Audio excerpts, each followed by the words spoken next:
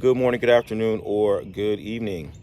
Whatever time it is when you hear this message, I pray that you're poised to receive, to accept, and to respond to words of wisdom. Ashe. And so I'm reflecting on my work and my approach to this work. And if you followed my teachings for any period of time, you know that I'm pretty regularly going back to the obstacles. I'm going back to the limitations. I'm going back to all of the blocks, the mental blocks, the psychological blocks, the emotional blocks, the spiritual blocks that prevent you from really absorbing the full blessing of Orisha practice and devotion. And the reason why I do that is because, I've been doing this for like 30 years now, and the majority of my service has been focused on the African American community. And so I see how some people flourish and thrive, and I see how some people really crash and burn. And it's really interesting to see that there's these trends where the people who are really superficial and power hungry and really want the stuff tend to be the ones who crash and burn, whereas the people who are more prudent and discerning, even conservative, are the ones who thrive and flourish, right? And it may not look like it because there's not all the razzle dazzle, but they're the ones that are really solving their problems, It's not that they look like they're solving their problems. They're really solving their problems. They're really involved in their own, self-mastery. They're not just making it look like that. And so I want to address it, right? Because my goal is to help more and more of my people to be successful and be fulfilled, right? Not just to look the part, but to actually experience the kinds of fulfillment that our souls are calling out for. One of the biggest obstacles that you face is that your educational and your religious experience has by and large been bullshit, right? Excuse my language. But it has. Statistically speaking, most of us have gone to second-rate schools our whole lives. And in a second-rate school gives you a second-rate educational and learning experience, period. You got to figure in all your formative years, all the way up to 18, even some of us, we went to like second-rate colleges and universities, right? Because we went to second-rate high schools. That means that you spent like the first 18, 20, 25 years of your life getting low-grade misinformation and poor methodology. And then as a result, when you try to go out into the world and apply what they taught you, you see that it doesn't have any real use. It's not, that you get no traction with the stuff that you know. The work ethic that you have, the study habits that you have, the tools for learning and putting together ideas is mediocre at best, right? And so as a result, you have a healthy suspicion and a healthy paranoia about anything that someone's telling you, right? Because you have this experience of being basically lied to. And the same thing with your religious experience. You didn't see people be Christians for generation after generation after generation, and you don't see any real progress. You can't really point to this and say, I can see how this is helping, forward our cause. I can see how we're better people. We're more morally upright or more virtuous, or we're just being more blessed and favored. We're being more protected. Common sense will say to you, I don't see it. So whether you say it overtly or not, there's something in your bank of common sense that lets you know there's a lot of flim-flam going on. There's a lot of deception happening. There's a lot that I'm not being told, at the very least, right? So now here I come And I'm constantly, telling you things like get trained before you get initiated. And I'm writing books, and I'm on social media, and I'm writing paragraphs, and I'm doing hundreds and hundreds of videos with no nonsense. I'm not dancing and clowning, and there's no fluff in anywhere of the communications that I'm giving to you. I got hours and hours and hours. I got years of content for you, and there's just like minimal fluff, right? So you have reason to take me seriously, and you have reason to examine and explore the message, but that's one message out of tens of thousands of messages that you have to, sift through and make the final decision. Well, can I trust this? Can I believe this? Or is this another hustle? Is this another scam? Okay? So I respect your skepticism, whether you're aware of it or not. I understand. So the only thing I can do is continue to demonstrate, continue to clarify, continue to give you different perspectives on why I'm saying what I'm saying and how it works. Ultimately, what you got to do is you got to try it. Okay, at some point, the message has to reach you in such a way that you say, I'm going to give it a spin. I'm going to get in and I'm going to try everything that this guy's talking about. And then I will be able to say, beyond the shadow of a doubt, that if I follow the methodology that he's describing, I will get the desired outcomes or not. Okay. So with that being said, I want to invite you to become more deeply involved, more directly involved in the practice, in the studies. But I want you to understand that the reason why this is so pivotal right now is that the real reason, the purpose of this practice and of these teachings is to recapture a capacity for original thought and authentic experience that is being obliterated, is being erased. Is being erased. The more and more and more people get exposed to Christianity, Islam, Western education, Western, economics, and the Western economy, which is the way you work, right? How you make your money, how you move. All these things are conditioning your thought process, and they are neutering you.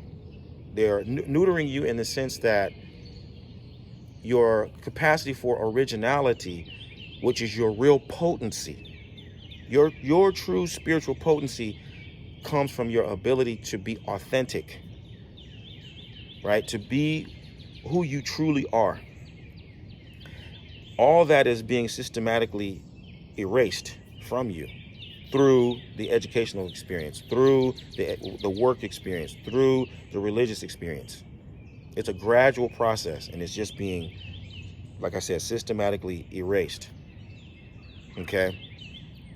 So the reason why I'm constantly focused on helping you understand the pitfalls and the limitations is because these are the points at which, once you recognize one of the pitfalls, it sets up a kind of a mental red flag system where you start to critically examine other ways in which your thinking has been improperly conditioned, or ways in which your mental conditioning has been set against your nature, right? So it's a way of thinking that I'm trying to introduce to you.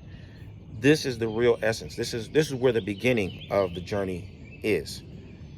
Once you can do that, then you're going to have a better sense of what I'm awakening within the practice, what I'm awakening within you through the teachings, right? Because in the final analysis, what we have to do is rescue for the modern African all of the virtues of original thought, of authentic African genius. That is as precious as the forest, right? It says, if you look at the forest and you think about all the diversity of the authentic forest, the way that it grows, and all of the life that it supports, right? This is a real forest. Now, what happens, you could clear cut all this, and then you could go through and you could plant a whole bunch of trees, and you could plant a whole bunch of different kinds of herbs and shrubs. You could plant them, but or you could clear cut it and you could just plant crops, a monocrop. That's not the same as what has come up naturally, the authentic expression of this environment.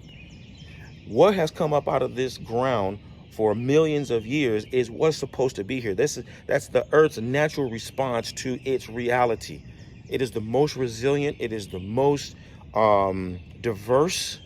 It is the best equipped to provide the resources, the protection that all the living organisms in this environment need to flourish. That's authentic expression. That's you. You are supposed to function and exist in that same capacity. Wherein what comes up out of you has you have the capacity to express it. Okay? This is ultimately what I'm trying to help you rescue for yourself, for your lineage, to preserve within your line this capacity to tap into original thought, original expression, original way of being that is unfiltered, unneutered, untampered with. So that when you come in contact with the world, okay, I know this is the program. I'm going to take this much of it and I'm going to reject all the rest. I'm going to take this for this purpose and none of the rest of that serves me.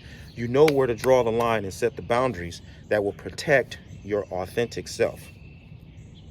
That's the essence of what I'm talking about by rescuing the African mind, restoring the African mind, preserving the African mind, sustaining the African mind. There are solutions embedded in your ancestry. There are solutions embedded in your DNA. There are solutions embedded in your prenatal choice, just like there is medicine in that forest. That medicine only comes to life when that forest draws the different birds and insects and fish and animals into that environment, and all of those elements interact with one another to create products and byproducts of their coexistence. In your thinking, feeling, and doing, the same thing happens. You are an ecosystem within yourself, but you've got to be authentically you. It can't be a replica. It can't be something that looks like an African. That's not enough. It can't just be that you look like it. That's why I tell you the beads, the pots, and the titles, that's not enough. It's got to come from within you. You got to tap into who you really are, how you really got here, why you're actually here. And that's something that's got to be systematically developed and cultivated within you. Not everybody has that capacity.